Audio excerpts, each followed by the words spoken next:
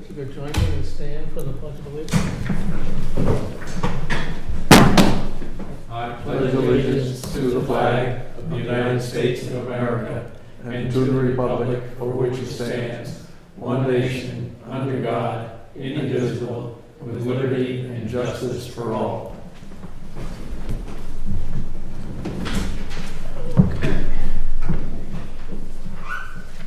First up are key action items, and number A. 1A is SWEB Division Road Solar, file number 24-23SP-S-SPA-LID. Closeout and release consultant review fees of $3,800 plus interest. Excuse me, Mr. Chairman, do you need to open the meeting at a certain time or no? Does that, Yeah, I opened it at 6 o'clock. oh, I didn't hear you. Yeah, so this application was withdrawn in September 2024 in good standing. We touched base this past April, and he said he'd reach out to the applicant, but there hasn't been any further communication. So the town planner made the decision to release the funds.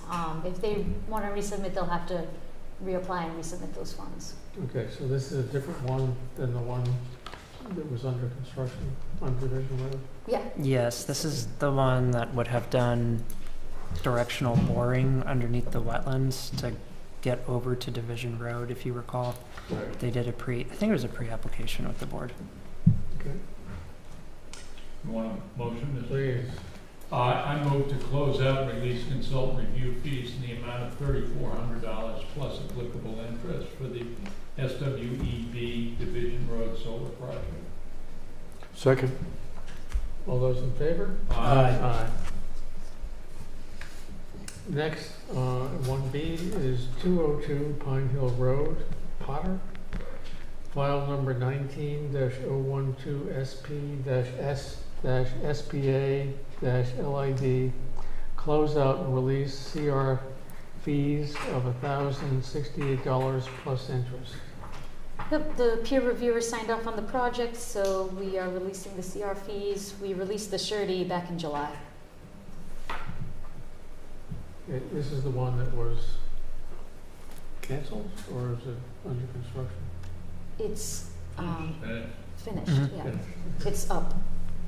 You want a motion? Please.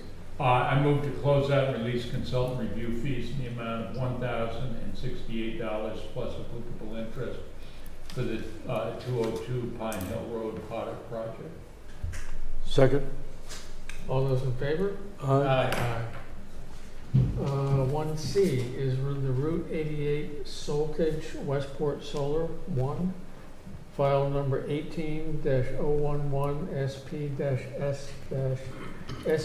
18-011-SP-S-SPA-LID. Construction reports update, material change determination from building inspector. Okay. Yep, so I have some construction updates. The culverts have been placed on the bed of compacted stone and filled. 12 inches with riprap, retaining walls were installed. He includes pictures of the culverts and wall. Then on 8/21 to 26, the completion of the retaining walls occurred and completion of the roadway. They show images of the wall, 9/2 to 9/4. The culverts number 2 and number 3 were installed. Trenches were excavated, then backfilled and compacted. They show images of the digging and installation after the 3-piece culvert. But the main thing to discuss is the site visit and material change determination. The issue being that the plans detail a stone-lined trench along the side of Sullivan Drive. The contractors feel that it would be best to eliminate these stone trenches for the following reasons. Number 1 being that there's not enough depth to install. And number 2 being that the stone trenches will retain water, causing ponding in the adjacent field, icing on Briggs Road, and a softening of the roadway. So they propose improving the gravel roadway and letting water sheet flow into the woods, and SW Cole is in agreement that this is an improvement. There was a site visit conducted by the building inspector on 9/30/2025 to assess, and I was present. It was determined to not be a material change. The modification will be reflected on the as-built.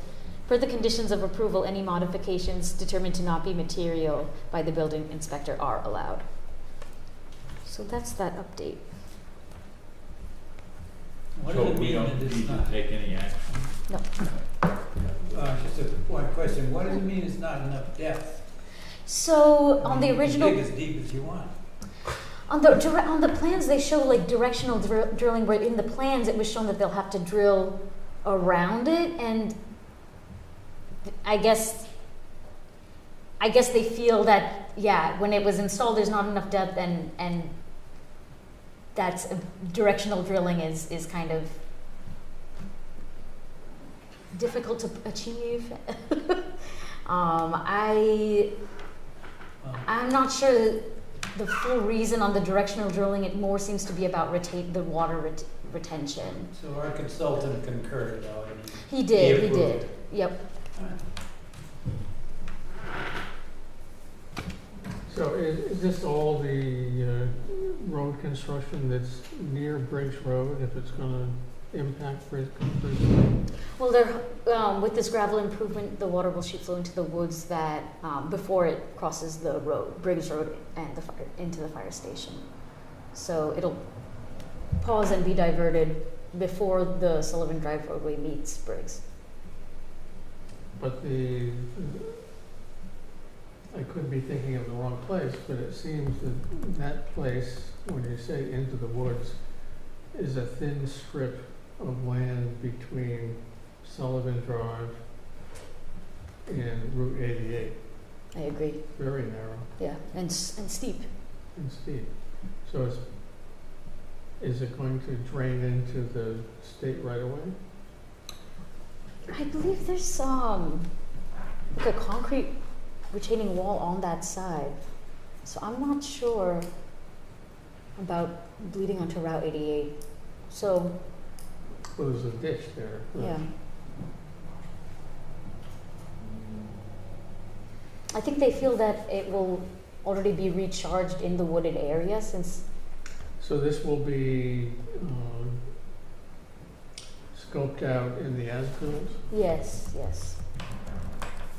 But if you'd like me to follow up or maybe adjust, you can do that. They might be in the middle of it now. Ralph has already provided his determination. I think we're just concerned that there's enough absorption Yeah, in that narrow strip of wood right. between Sullivan and Route 88. Is it enough to mitigate? I can have Derek look at it again. What's Yeah, the I think- roadway surface gonna be when they're finished? Is it permeable or impermeable? It's gravel. But wait, let me double check. Yeah. I'm not sure. I would have to guess that Derek's assumption was that the stormwater is going to run parallel in the direction of Sullivan Drive, so it's going to go southerly, run along Route 88, and then eventually it will discharge to the stream and wetlands, and then there's a crossing that goes under Route 88. Right, so, but I guess I just don't understand how the ponding on the field could impact Route 88, I mean, not Route 88, Briggs Road. So, This must be at the entrance, yeah,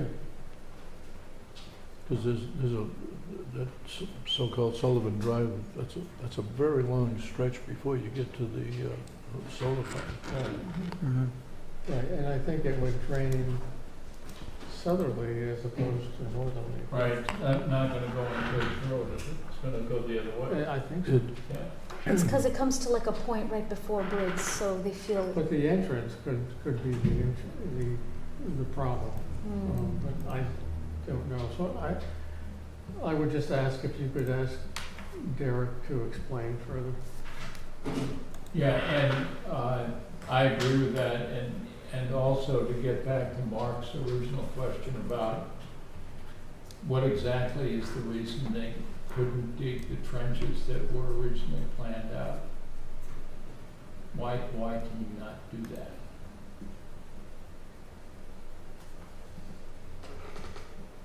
The waterfall seems to be really good. Okay, Bentley Estates, 15-009C, construction reports and site visit, email correspondence, and bond reduction regarding sidewalks. Okay, I'll go through the construction reports first and then discuss the sidewalks and the email correspondence. So on 9.4 and 9.5, the base and top coat paving were documented, including images of the prep and paving on the driveway, on a driveway apron and the sidewalk. And then on 9.10, the asphalt placement of Bentley Lane was detailed, including images. So regarding the site visits, on September 16th and 18th, I went to 2 site visits, one with the town planner, just to assess some resident complaints about the installation of the sidewalks, and then followed up with Derek from SW Cole on September 22nd to address the following 5 items. The width of the seed and loam area should be uniform, which on the plans was highlighted to be 4 inches. The uneven curbing and pour of the asphalt must be corrected if possible. Poorly applied top coat, particularly in the driveway open or particularly near a property owner with like a gravel area on his property. The slope of the sidewalk and grassed areas must be addressed in some spots, especially when thinking about drainage, and the paving over concrete bounds that delineate the parcel boundaries, which after my visit with Derek, it seems like any issues regarding that would be between the developer and the homeowners. So to address the other issues, Derek met with JH Landscaping on 9/23, and they said that the uneven top coat particular to that gravel parcel will be addressed with the homeowner, and a suitable solution for the curbing, which is Cape Cod berm, was identified as a priority to address along with the sloping, but they have not provided me a follow-up response as to what those solutions would be. To finalize, Kafuri is requesting, he requested on September 14th to reduce the bond from $194,000 to $46,565. That's for the ongoing installation of the sidewalks. I feel that it's probably best to hold the full surety just because of the ongoing issues with the installation. You feel what? I couldn't hear that. Oh, sorry. I feel like it's best to hold the full surety. Okay. So if we're gonna hold a full surety, we don't need to take any Yeah, action, is that right? right. If that's what you would like to do. I think it would be good to make a motion I to think deny we- the yeah. request Deny to the reduce it. request? Yeah. You want a motion? Please. I move to deny the request for reduction in surety because there's still a considerable amount of work that needs to be done. Second. All those in favor? Aye. Aye. Some of the driveways of these houses look like landing strips or something. They're huge. Some of these houses have a 3-car garage and then another something on the Right. side. It's just like amazing. So I think it has turned into a decent development, but I think we need to hold the surety. Okay, next one is the South Coast Regional Planning and Economic Development District Circuit. Honor Jim Whiten with Distinguished Service Award. I didn't need to say that. Okay. We did. I would move that we underline everything in that and put it in bold type, maybe at 20-point font. Add it to the town news feed. Yeah. Okay. Okay, and also I did get a citation from Senator Rodericks in the Senate for 19 years of service on the planning board. So that wow. was very nice of them. That is longer than CERTA's been in existence. Correct? Yeah, you were there before they were. Yeah. So the next one, discussion topics, scenic roadway bylaws or scenic roads bylaws. Mark, did you have anything you had asked to have this on the agenda? Well, given that I missed the meeting on August 26th, where it was, I see from the minutes, I mean, it was a topic, it wasn't fully, doesn't look like it was fully thrashed about, but it, there are a lot, I think there's several people in the town who are interested in having a bylaw that protects our scenic roads. Mm-hmm.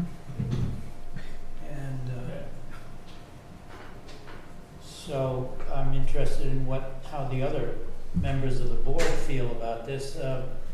You know, I see here from the notes that of your last meeting that your proposed action was to schedule a public comment session, not a public hearing, to discuss the advisability and desirability of the scenic road designation. And that's a good place to start. And if there's enough interest, then I suggest that that a committee, a subcommittee, be formed with the Historic Commission being the lead.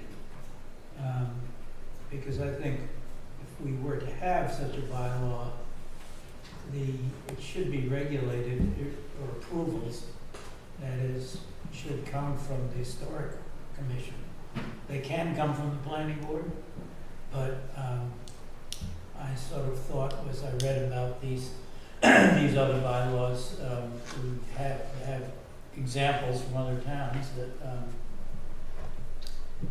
the Historic Commission is not a bad place to invest the approvals. So if you're on a scenic road, if we pass the bylaw and you're on a scenic road and some trees are slated to be removed or stone walls displaced, removed, I think the appropriate, I mean, it could be the planning board, but it could also be the Historic Commission, because they may have more knowledge about the area, whether there's historic markers in the area, whether there's anything significant about the history of that, the ownership of the surrounding properties, like being one of the oldest farms in Westport, for example.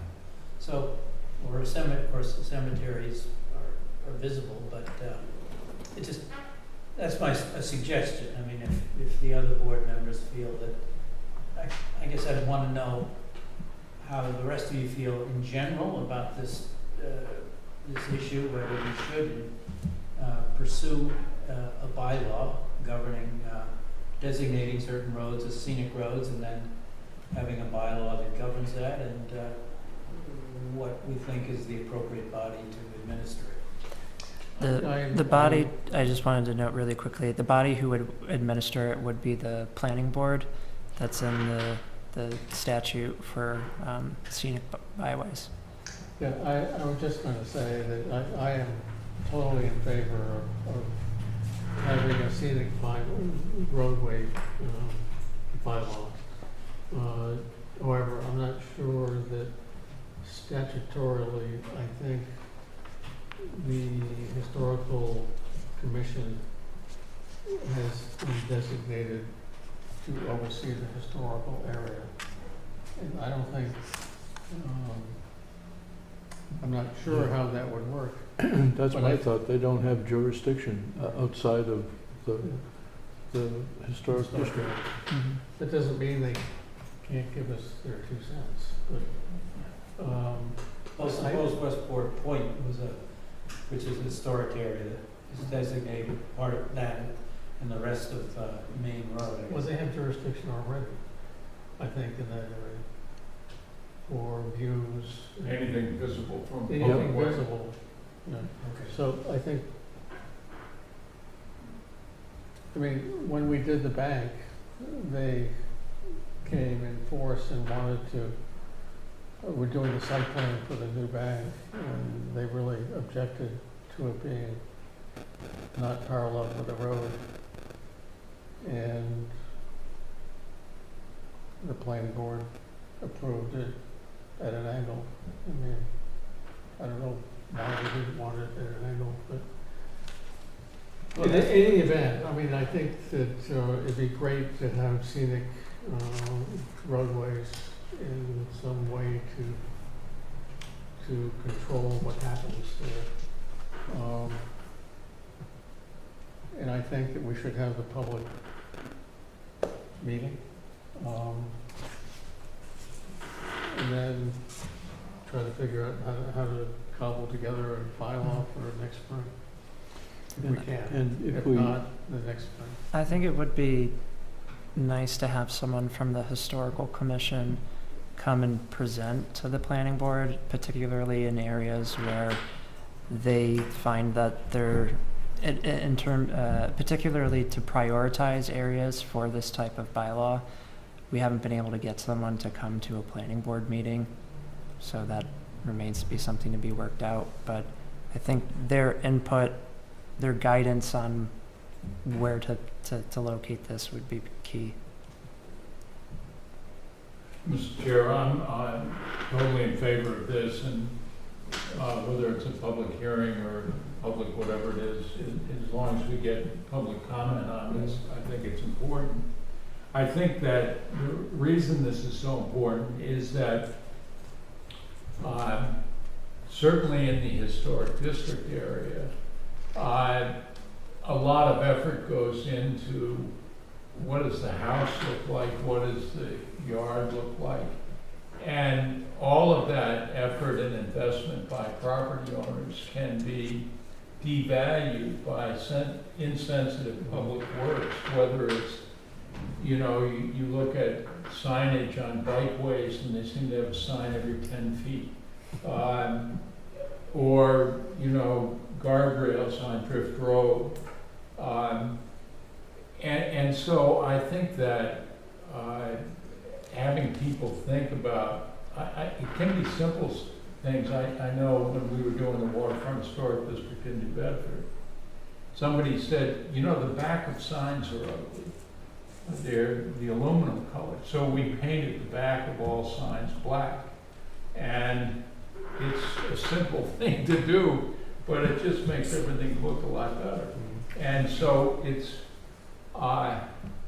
getting away from the fact that, well, the roadway, including sidewalks, in some cases stone walls, aren't really part of the property. Well, yes, they are. They're actually what you see before you see the property. And as much thought should go into what the public way looks like as goes into the investments people make in their homes. So I think Betty Slade was one of the instrumental people in bringing this to our attention. So I think that we might use her as a conduit to the historical commission to round up the right people. If we had a public, when we have the public meeting, which I think is a good idea, I think to focus attention, I think it would be a good idea to have, what is the planning board thinking about? What roads are we thinking about? And I know, Mark, down where you live, you're thinking about stone walls, that lower Horseneck Road where the Almy Farm is, and all those entrances and those stone walls are there, and those views looking out over Buzzards Bay and across the Sound at the Vineyard. That's just as a viewscape, is one of the most beautiful coastal roads around. And I think it would be a real shame if someone came in and bulldozed those walls. Well, I agree, and I think just as attractive as, the entire roadway that parallels the east shore of the East Branch. So Horseneck Road, Yep. starting at East Beach, going north, let's say, right up past Hicks Bridge, and it transitions to Pine Hill Road. Yep. And there's some beautiful views, again, as you go north beyond Hicks Bridge of the river, overlooking the river as Pine Hill Road winds its way all the way to Old County. And then you come back on a Drift Road, heading south. And I think from Drift Road all the way to back to Hicks Bridge, that's windy section, beautiful. All the way to Area of Hicks 88, Bridge. What? or all the way to the historic district, for that matter, Drift Road. Yep. Across 88, and across the whole Hill. Drift, all of Drift Road. I mean, if you think of all the people who bicycle that route that Yes. you just described, the view from a bicycle is limited to what the scenic roads is really talking about. You really focused on that area, and so many people come to Westport to bicycle ride because it's so beautiful. Yeah, there's, well, we can think of other examples. I mean, if you started at Westport Point and went north on Main Road up to Cornell, Yeah, it's a beautiful stretch Yeah. of rolling yeah, roadway with walls and trees, and then perhaps Cornell Road itself, back to where it adjoins Adamsville. Those Yeah. are some of the Well, very Cornell prettiest Road roads. and Adamsville Road, Yeah. even though some of it is new, 60 years ago, Yeah, it's new. It is really quite scenic. I mean, And I don't know how you feel about River Road, but the views again of the West Branch from Adamsville. It's the only stretch South. of road I know that it's pretty, it goes right along the water. Oh, yeah, it's beautiful.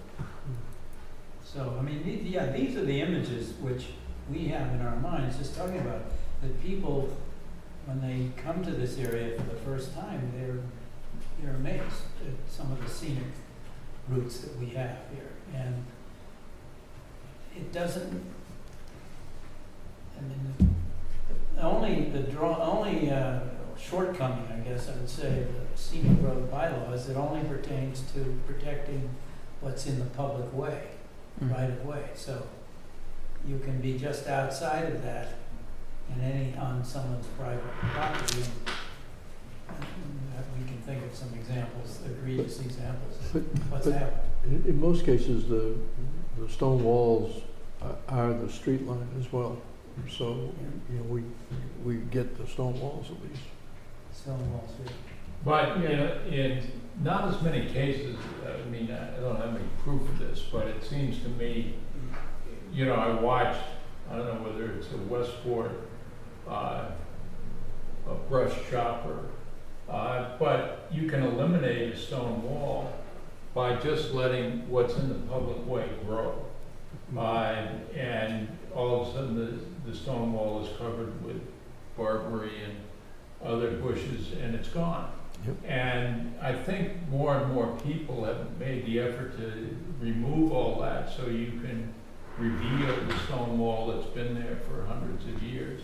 But that is a public way treatment that affects a stone wall that might be on private property. And, in regulations, been involved in a lot of historic preservation, it's harder to regulate against the destruction of buildings caused by lack of maintenance and lack of care, but it can be just as destructive as someone saying, I want to take it down. It just works over time, but it's harder to do that kind of protection. So the same thing with the public way, if you don't maintain it, then stone walls can be lost to growth. So, I mean, we lost a lot of stone walls on Sodom Road this past year. And supposedly they asked the highway surveyor if they were in the town right away or not. And I think he just came and looked and said, no, you can take them away. But they were kind of rubble falling down stone walls, but it's the same kind that you have everywhere along agricultural land. And so now the field comes right to the edge of the road. And I think a lot of the stone walls that we're talking about are actually in the town right away, not on the private property, including the ones that were just built this year down in the harbor. I think they're in the town right away. Well, I mean, I agree with all that, but I think my last comment would be that if we do get to the point of fashioning a bylaw, yeah, I think we've got to operate on the KISS principle, Yeah. keep it simple. Because if we get too tangled up with too many conditions, and whatever, we've learned from the short-term rental bylaws that Yes. how convoluted it gets, and then you're in trouble. So, Right. to the extent that we can achieve the protection of these scenic ways, but not sort of overburden ourselves with regulations. So it may not be perfect, but I mean it's better It's than something, nothing. right, I agree. So as a quick starting point, I have a list, right? So I've got Drift, Horseneck, Maine to Cornell, Cornell to Adamsville, River Road. There were a couple of others mentioned, and I didn't catch Pine Hill, Pine Hill. you say it? Old Harbor Yeah, because Road, it turns into pine. Yeah. Old Harbor Road.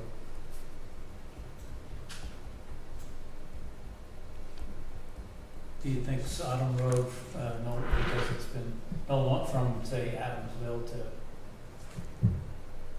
going north for a while? I would say, yeah, the southern part of Sodom Road.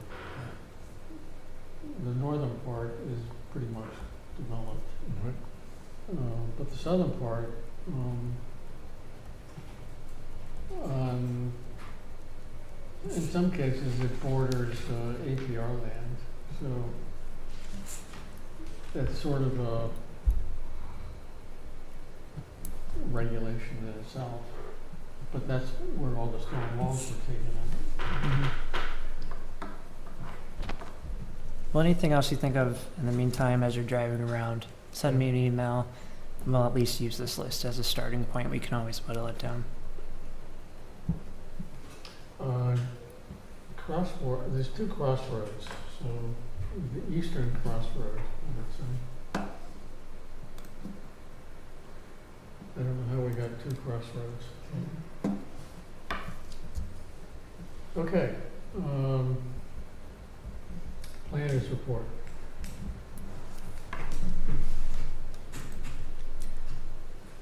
Okay, so we had applied to the Community One Stop for Growth program for doing some for looking at Westport's historic village centers and coming up, and marine dependent areas as well, and coming up with some long-range planning for developing new zoning bylaws for those areas. And we were awarded that grant for $87,000. So we'll be kicking that off probably late 2025, early 2026. Those are areas that, there's commercial uses that I think a lot of people in the community value, but the underlying zoning has rendered them all nonconformities.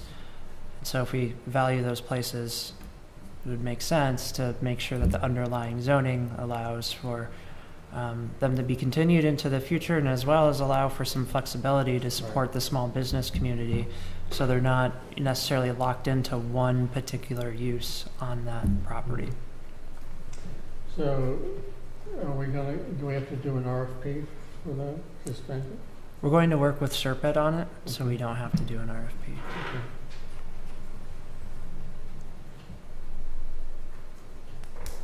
All right, an update on our hazard mitigation plan.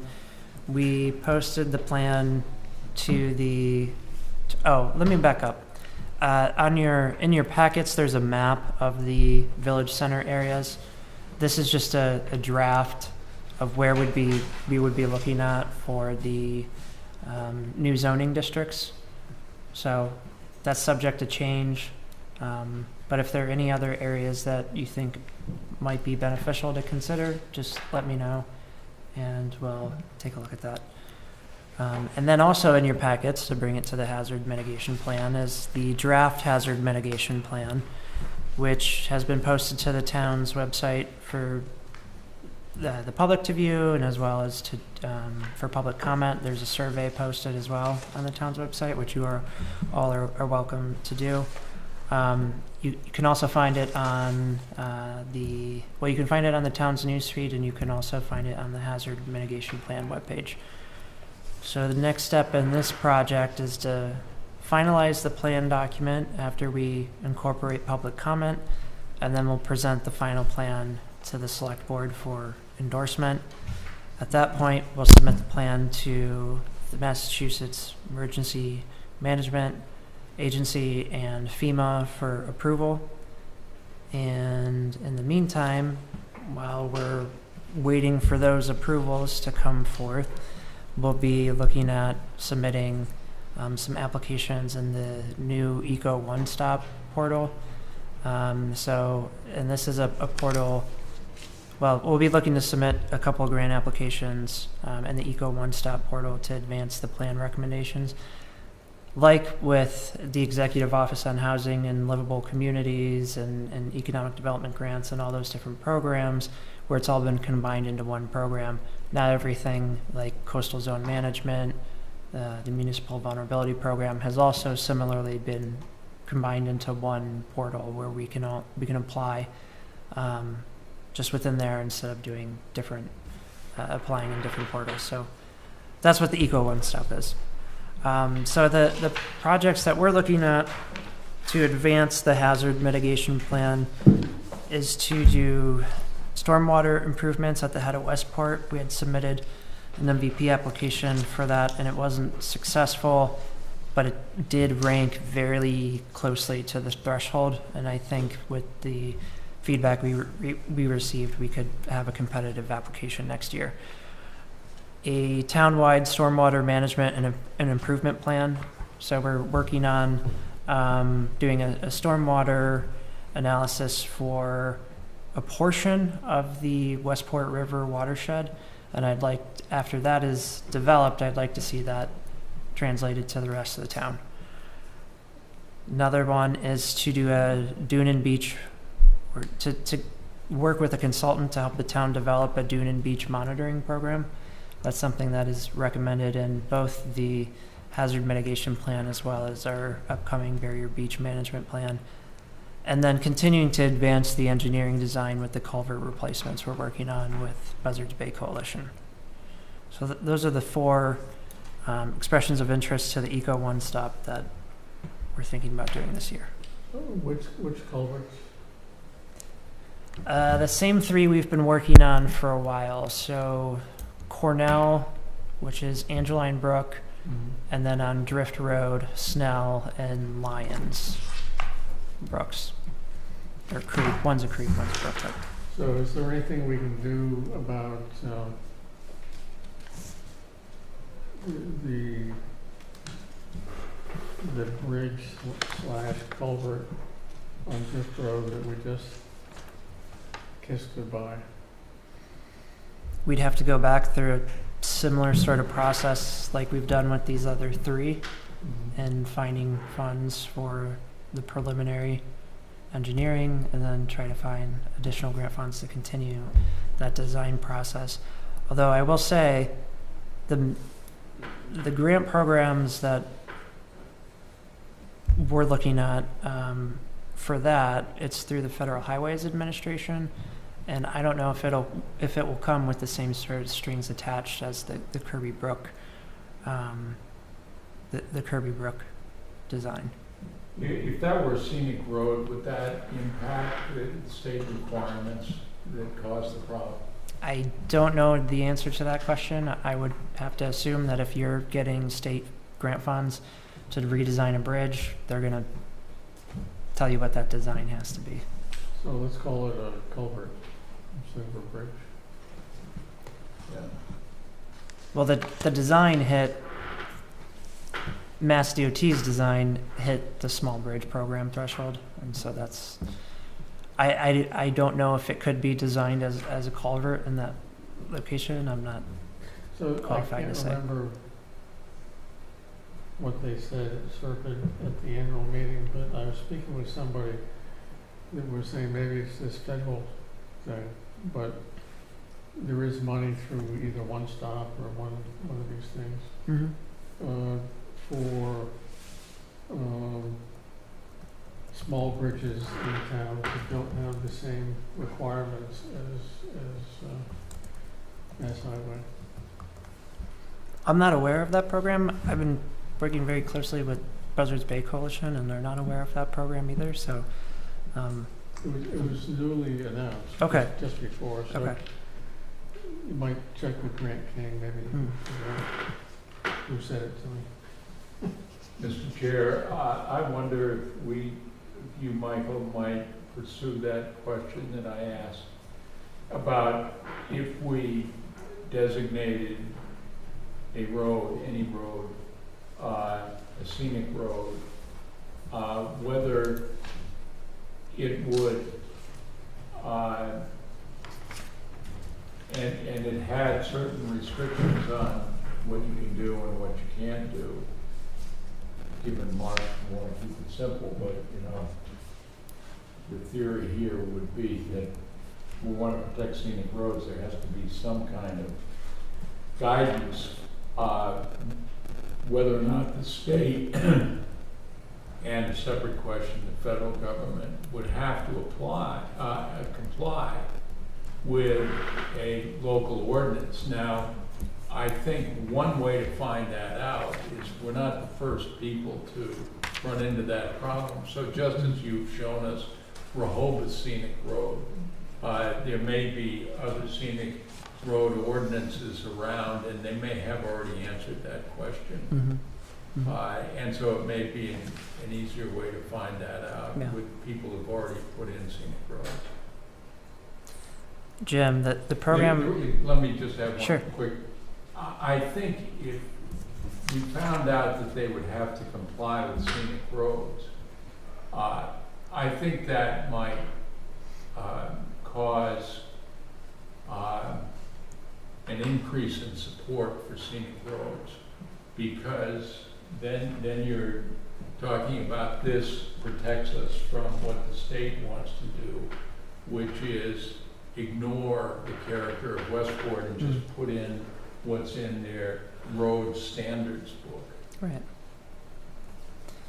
The program I believe that Grant was talking about is the local early and actionable planning program, which is through Mass DOT, and they use pre-qualified Mass DOT contractors. So I would assume that if we were to design a bridge through that process, it would have to be through, they would use Mass DOT's design process. But it wasn't Grant, it was a woman that I was speaking to, and she said it was something that wouldn't have to be to the standards of DOT. But Grant should be able to point in the right direction. And it's a new program. It's not DER's culvert replacement. Okay.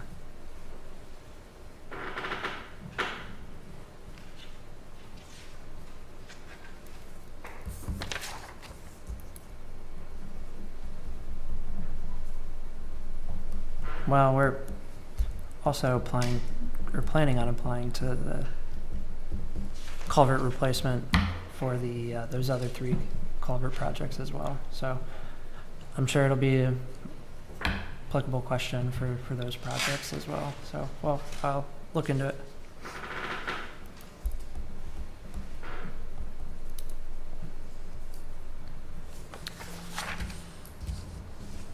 All right. An update on the Route 6 neighborhood plan. Last month, Serped was out in the community at a couple different events doing public engagement for this plan. They're collecting the initial data that'll start informing public preferences on land use, building layout and design, open spaces, and transportation.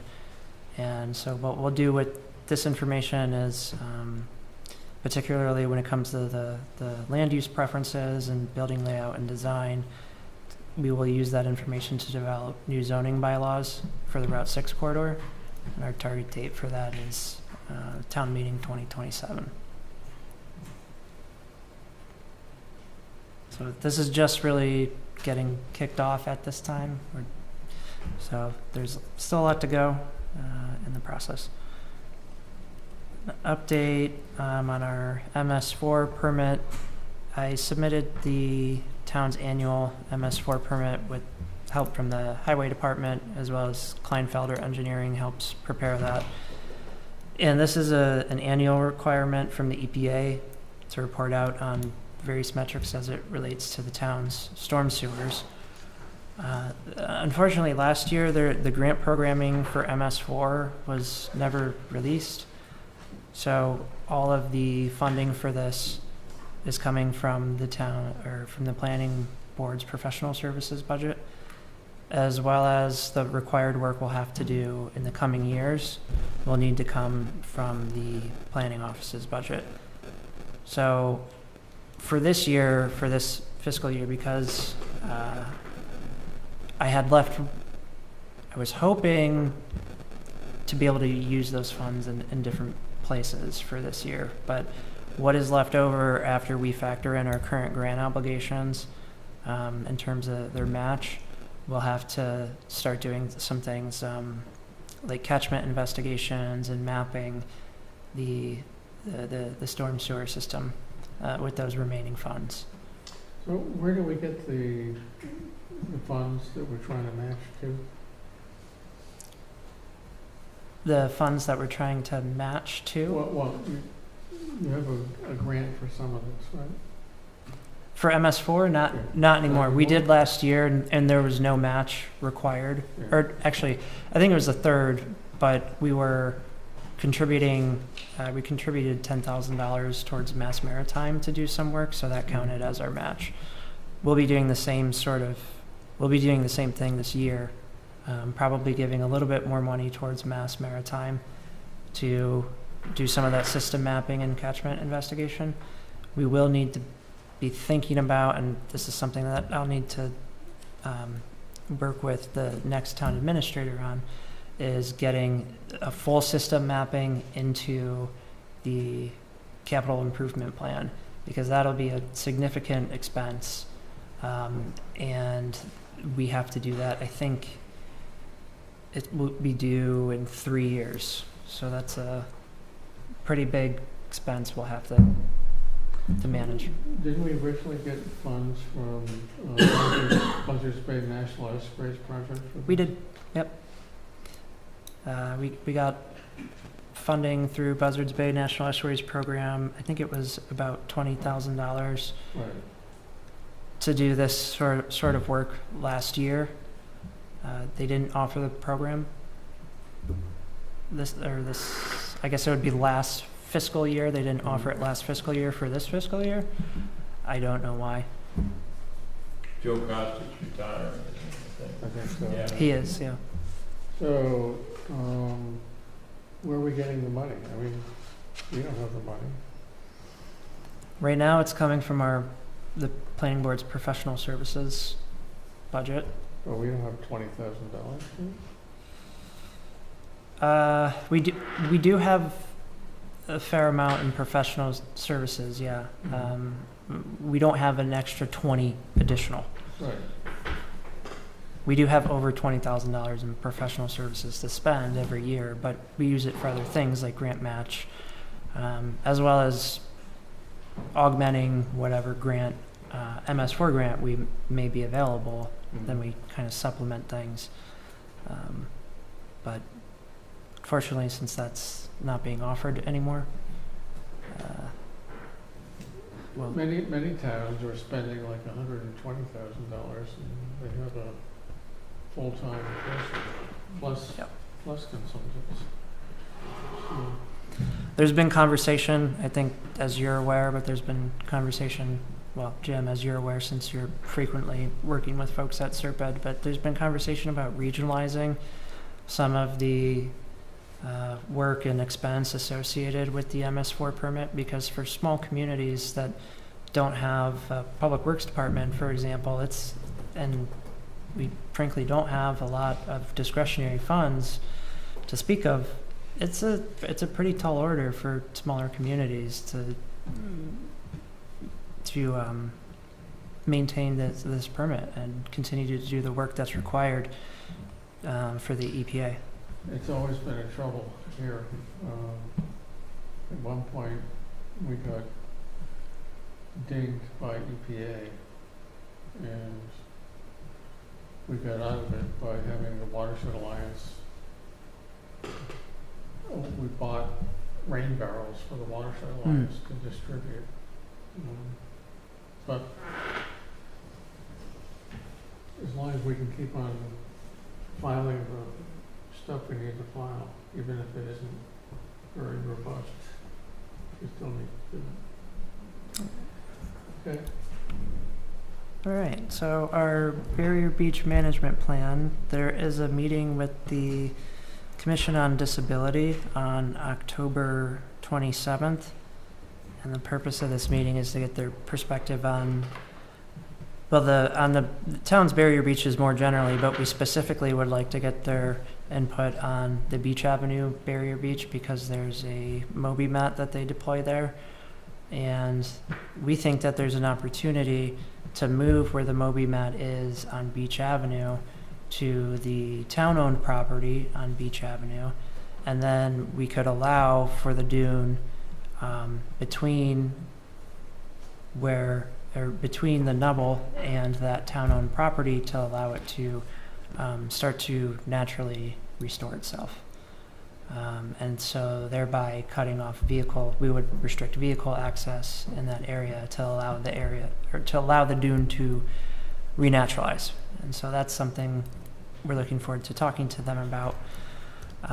This was originally going to be one of the last meetings under the current funding, which is the MVP Action Grant, but we were just awarded on Monday a $75,000 grant from Coastal Zone Management to continue this project forward. So we'll be advancing, or through that grant, we'll be advancing the plan to a final draft as well as through permitting. So that's great news that we have that. We're able to have the resources to finish it. With the additional resources, is there any chance they could look at Horseneck? Because I continue to think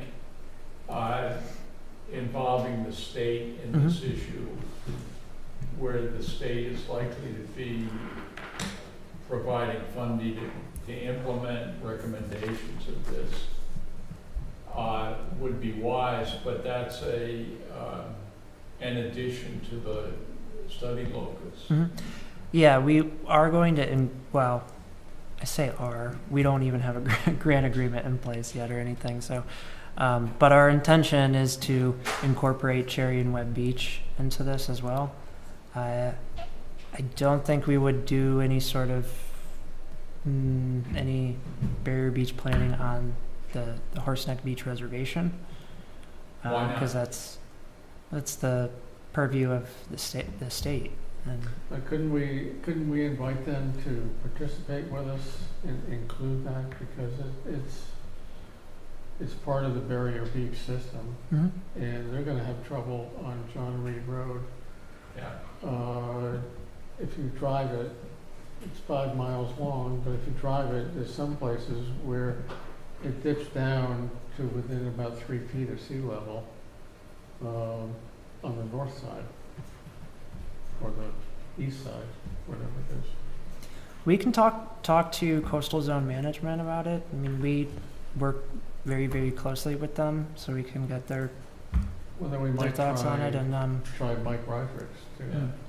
I mean, the natural forces that are causing us to look at these various beaches really don't care about whether something's owned by the state or not. Right. They're just going to work their impacts on all these areas. mm-hmm.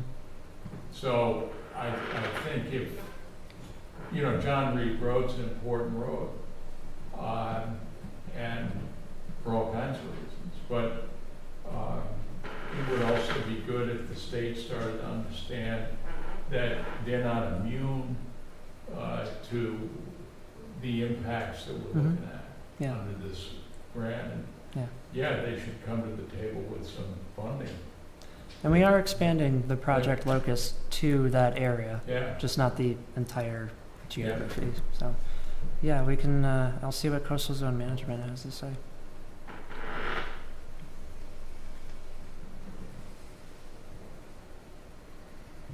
And then lastly, just a note about the local early and actionable planning program through DOT. I met with DOT staff last month to talk about the two projects I had submitted for. These two projects, just as a reminder, were the traffic calming through the head of Westport and to start to design a shared use path that would connect part of the Sanford Road corridor to the bike paths that we're planning on the part of Sanford Road north of Route 6, as well as the Quequechan River Rail Trail connection. And they told me that they were both good proposals and good fit for the program. They're going to announce decisions in November, but it was at least encouraging to get some feedback. So we'll see what happens. I mean, they could get slammed with a bunch of requests just due to the nature of the funding environment right now. So, but yeah, November we should know something. Good. Mr. Chair? Yep. I heard you talking before the meeting convened on the open space planning Mm-hmm. group. And I am the planning board's rep to that group. And just as a point of information, they are updating the open space plan. And to do that, they are reaching out. We've had a couple of 2 or 3 committee meetings.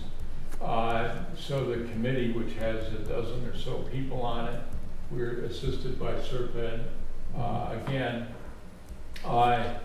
But they are planning a public meeting on Thursday, October 30th at 5:30 at the library to solicit the public's input in the value of open space and what's in the plan. And I think that clearly relates to everything we're doing, even though in the case of protected open space, people usually don't come to us saying they want to build houses on it or something. It's still, when we talk about updating our master plan open space is clearly part of that. There's a planning meeting for that public meeting tomorrow morning. Okay. That's it. Did you mention the one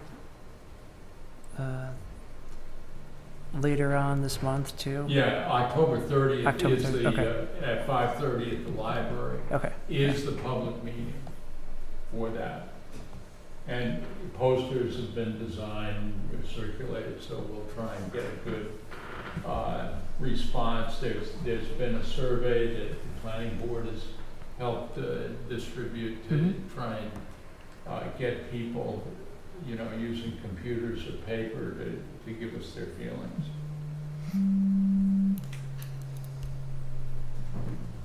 I also ask if there's any update on the old high school, the reuse of that. So, we had a meeting here, we discussed it. We'd invited the chair of the reuse committee. They did not appear. And we discussed, we as the board mentioned the possibility of reusing it for housing sometimes. So I don't know where that whole idea and topic is gone.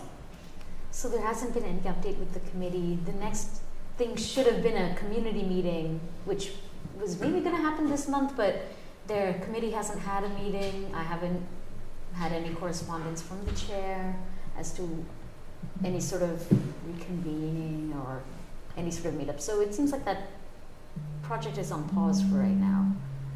They met with the select board August 4th, and that was kind of the last action that was taken on August 4th. They met with the select board, so. So the chair is Mr. Thrasher? Yep. And while they're on indefinite pause, wasn't part of the report how much it costs the town to basically do nothing with this building?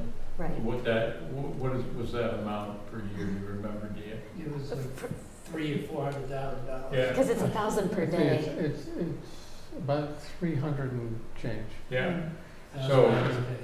Mhm. doing nothing doesn't mean there's no cost, it means it's $300,000 or $400,000 to the town. We don't figure out an answer to this. Mhm. And how long has the school been vacant now? Is it coming up on 5 years? Is it year 5 yet? I don't know. 2021, so maybe, yeah, coming up on in 2026. Yep. So, in that discussion, we talked about recreational things or community center with regard to the high school. And I've spoken with a woman who runs one in another town that is an older community center, not supported by the town. And I asked what her budget was, and she said it's about $4 million a year to run it. And it's mostly paid for by memberships Wow. and some nonprofit donations by community companies. And I said, okay, what is $4 million? How many people do you employ? And she said 110.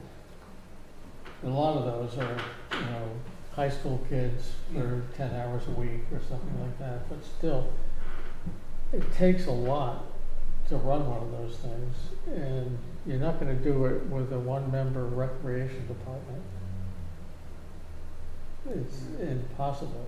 And so, if you're going to do it, I think you could do it with a nonprofit. I think you could get a lot of money to do it and start it. And if you had all the things like a swimming pool and the machine rooms and the other rooms for community meetings and basketball court and all this stuff, you could have a robust community center. But you need to have somebody go out and solicit a lot of money to do it and be able to figure out how to do it. You can't just do it because we're sitting here and saying, let's do it.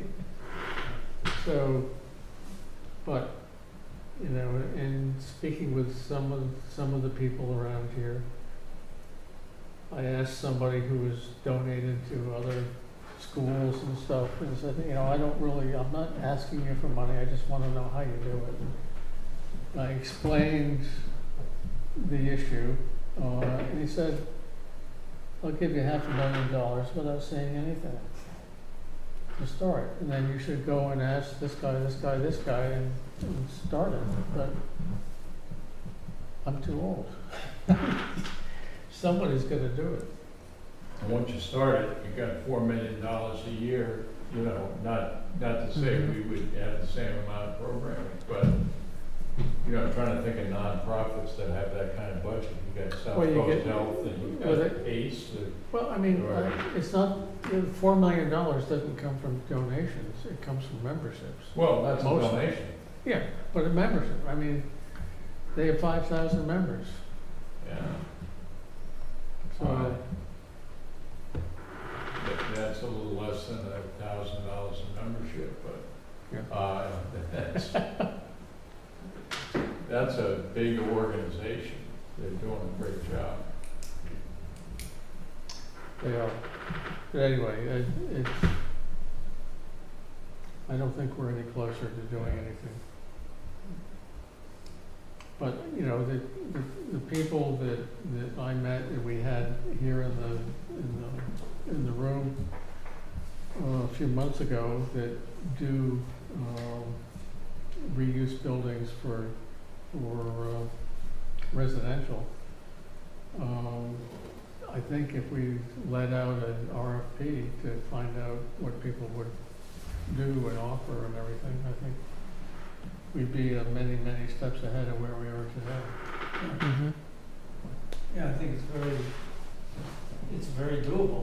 issue an RFP and I mean, it's a 155,000 square foot structure sitting there with facilities like a gymnasium, an auditorium, a kitchen. I mean, all of these things have to be upgraded, I know that, and meet codes, etc. So it's not it's a daunting task if you're talking about converting a building like that into some other use like housing or municipal offices or whatever it is, or a recreation center. But as you just said, there are companies that do this. They're very versed in particularly in converting old schools into housing. And they get grants for this. Yeah. So, okay. So we have been selected for technical assistance in salt marsh restoration, funded by the SNEP Network, Southeast New England Program Network. They're partnering us with Mass Audubon, and we're waiting for them to reach out for a kickoff meeting. So more details to follow. So just let me know if there are key items or perspectives you want me to keep in mind as we move forward with this project. So We had Dia had submitted the application, and it was her first grant application that she had submitted and got awarded, so that's great. What we had submitted for was specifically for the island marshes, because now it's permittable to do not remediation, but thin layer deposition on those salt marsh islands, and there's a grant program that came out for that. However, they wanted you to have more advanced engineering design, and we don't have the capacity to pull that together, and so I think this will be a good starting point for us. Who is this Southeast New England Program Network? They're like, I don't know, their program doesn't indicate kind of what they're about, but they are the ones that have been inviting us to stormwater webinars and other sorts of kind of management webinars. Yeah, they're an organization that's funded through the EPA, and they provide technical assistance to communities in southern Massachusetts, Rhode Island, and a small part of Connecticut on stormwater management, ecological restoration, climate resilience, those kinds of things. Okay, so is there a local match or? Nope, there's no match requirement for it. It's technical assistance, so it's not, they're not actually giving us any sort of funds. But they'll help us. Right. Right. They're the same organization that we received funding for to do the stormwater management plan for a portion of the north end of the Westport River watershed. We applied for this program last year, not for salt marshes, but for, I think it was the head of Westport, and they didn't select that program, but instead they were like, hey, we can give you $50,000 to do this other project that relates to what, because I had submitted two. So I was like, okay, that's great, let's do that. So yeah, we've actually gotten technical assistance from them 3 years in a row now. Chris Capone got technical assistance from them last year for a different project.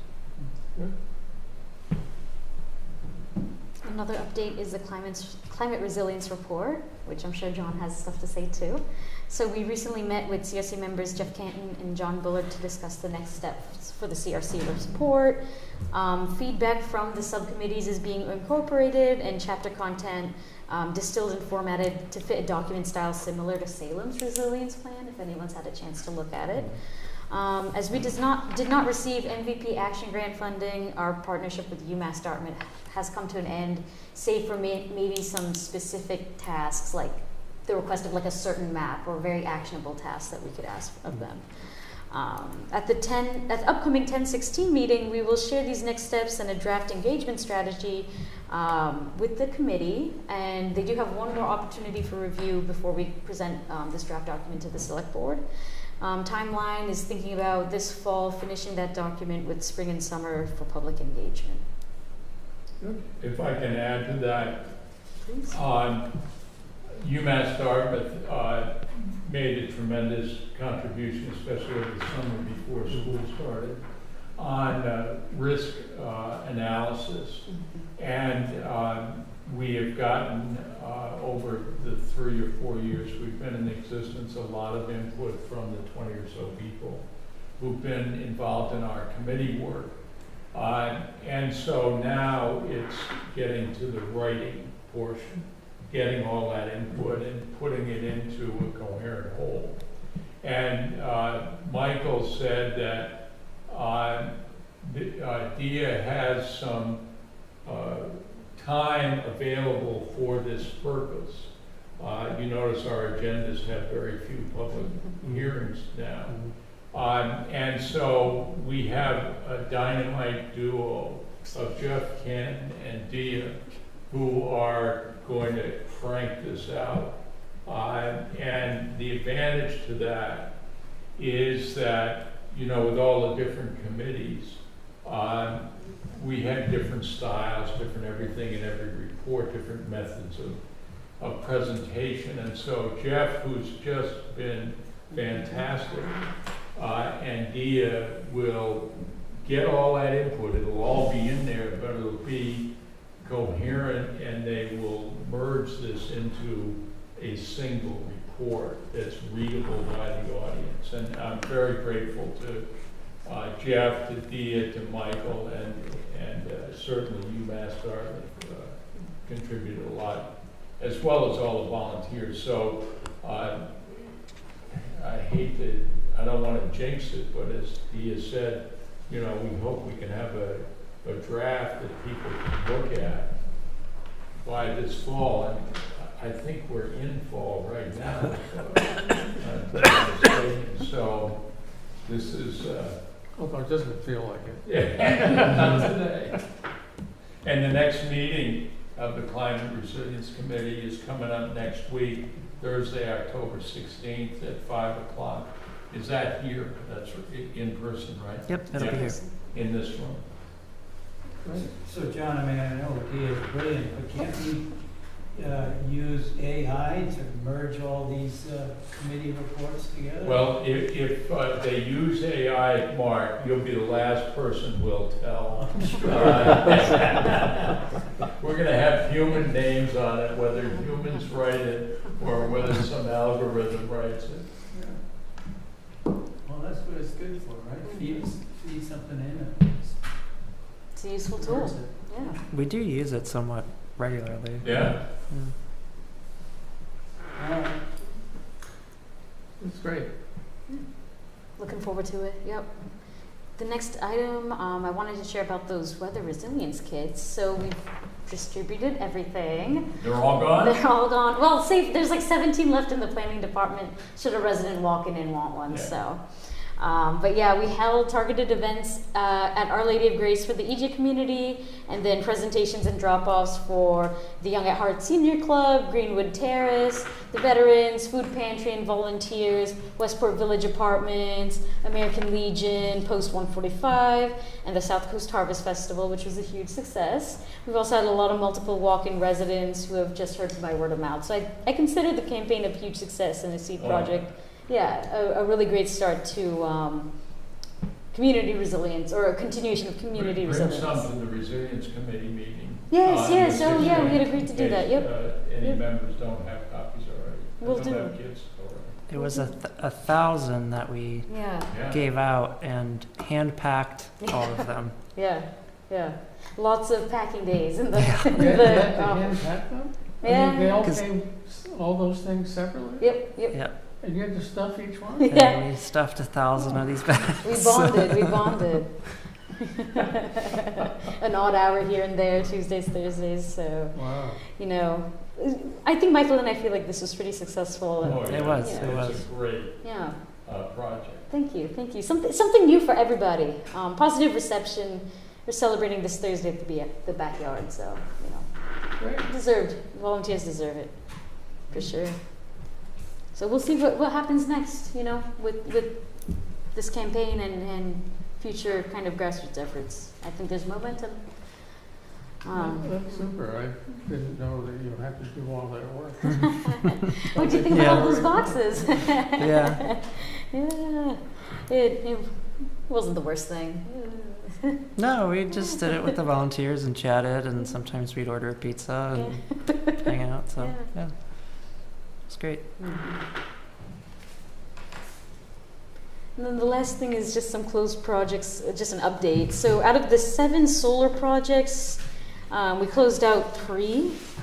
And out of the other 12 outstanding projects, we also closed out 3. We're in contact with the other developers to move things along. So I kind of included with you a little packet of what's going on with open developments with a little update. You know, we talked about Bentley Estates. You see familiar names here, Plaza 549. Some smaller things. We just got a call today about Stacy Lane. That is something to be... It was a resident complaint, something to be taken up with the developer, but we're still waiting on an as-built from them. Inheritance Lane, still going on. Salty Breeze, they've been reached out to. Francis Estates, they're still trying to work out that surety. But yeah, you know, this is kind of the update. And then along with solar, yeah, the 4 solar developments that are in construction right now or operating right now are going along. I feel that we have pretty good contact with most of them, if So not the this Rod morning. and Gun Club is dead as a proposal? Yep. That one's done, yeah, as in, doesn't exist. Yeah. Yep. And then 202 Pine Hill, we are finishing that up today. Same with Sweb Division Road. Next week, we'll be meeting with a developer who has an approval from Eversource to do an agrivoltaic on right up the street. Where? 720 Main, right across Right next from to the other one? Brook Meadow, on the other side of the street, though. Yeah. On this side of the street? Yep. So You know where there's the it's the realty company up there, Divine. Divine, right to the south Oh, of right that. there. Okay. Yeah. Oh, behind there. Okay. Yeah. Pretty small back there. Well, they want to do an agrivoltaics, and that's Mm-hmm. interesting because it's that we just added that to our bylaw last year, and this will be the first one that's Great. brought to town. So they really want to hype it up and show that it's possible to other people in the community, and I think that'll be great. So we're looking forward to meeting with them next week. So there are a couple of comments I'd make, Mr. Chair, if that's all right. One is, this report on solar is timely because I think it was published in a scientific paper that worldwide energy from renewables, mostly solar but also wind, has for the first time ever exceeded energy from coal. Nice. Really? And Yep. and in many places, India, for example, they are producing more from renewable energy than the country needs. Unfortunately, practically all from Chinese-built solar panels, because we have abdicated our potential leadership in renewable energy to China. So China is going to create a lot of jobs and a lot of renewable energy, but you get a country like India that's now producing more from renewable energy. And also the growth in renewable energy is now faster than the growth in demand for electricity, which is significant because the number of data centers with artificial intelligence that are being built are huge consumers of electricity. And so to have renewables increasing at a rate more than our demand for electricity is also notable. So I think, you know, we look at these and isolation one at a time to try and figure out what's best for Westport, but in the big picture, it all adds up, Mhm. and it makes a difference for the planet. It would be good once, I wish the electric companies would share with us how much is being produced in Westport. But I guess we can backhand it, but I mean, it'd be, because they also have figures on the rooftop solar Mhm. too. Yeah. Which is something that we can't figure out ourselves. Well, just to add to that, I mean, noticing all over town, the utility poles are being replaced with larger ones, and I imagine some of this must be related to, increasing the infrastructure to handle So, the additional, output from the. but it's from the solar. also input, because there's such a push on changing your heating systems over to electric. Heat pumps. Heat pumps. Yeah.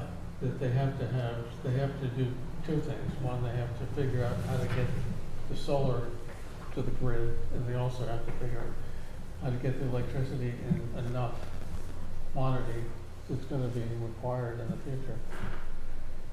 We met with Eversource Month It was ago. last month or month, so yeah. ago. And Jeff Canton helped us write a question form back to them to let us understand what's going on and what is required. And so at least I have had a response from Anthony Bilu. And he said they're working on it. He's got many people working on different aspects of the questions. So hopefully we'll get some answers. But a lot of that is climate resilience oriented. Yeah. So, but solar and climate resilience are sort of two sides of one coin. So, Well, one of the impacts of all these new utility poles, and even the existing ones, though, and all the lines that are being strung, including internet and all that, is what happens to, we've all seen many of the trees, Mm-hmm. potentially along potential scenic roads that are getting hollowed out because they're just cutting the middle or they're cutting the tree down. or they cut the top off and let the other part rot and fall in my car. And so what happens? They're out to get you, Jim. I know. But Dia, this update of projects is really is very helpful to see. Yeah. And we approve these things, and they go in some pipeline, and years go by, and whatever happened to that project? This is really helpful. Yeah, Good, good couldn't stuff. agree more. And if you notice, I think the first time she gave this to you all, it was like 4 pages long, and now we're down to 2. Something like that. Yeah. Oh, well, it was 4 pages double So sided. we're cutting that. Because we've really been making an effort to try to get these closed out and push people to meet the Well- obligations that the planning board approved them to. It's a worthwhile effort, and congratulations. So Salty Breeze, tell me what's going on there. Are they going ahead or are they not? Yeah, he's like, I'll get the crew together and then we'll touch base with you guys. So I gotta poke him again. I feel like, when was the last time I think I talked to him?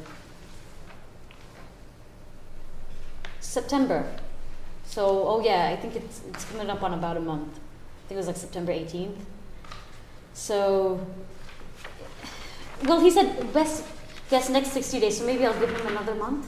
Or do you think I should poke him He again? said in the next 60 days we can Yeah. hold on. Okay. Yeah. I'll poke him again end of month. Okay. Okay. Mr. Chair, do you want a motion on the minutes? I do. I've read them. I do have one question which maybe Michael could answer after we vote on the minutes, which is, in the minutes, it mentioned that we endorsed the modified housing production plan for forwarding to select board. Mm-hmm. And I just wondered whether the minutes are absolutely accurate. but afterwards, maybe you can tell us where that stands with the select board. But I would move approval of the August 12th Second. board minutes. Any other comments? All those in favor? Aye. Aye. Aye. Abstain. Wasn't there? And again, You didn't they- find any errors, though, did you, Mark? Of course not. August 26th, I think I said August 12th, August 26th minutes. Thank you, Nadine. And to answer your Sure. They're really great. question, John, I'm going to the select board. I think it's October 20th with Taylor Perez from Serped, who was Yeah. our point of contact through the update process to get their endorsement. Great. You want a motion to adjourn? I did. So moved. Second.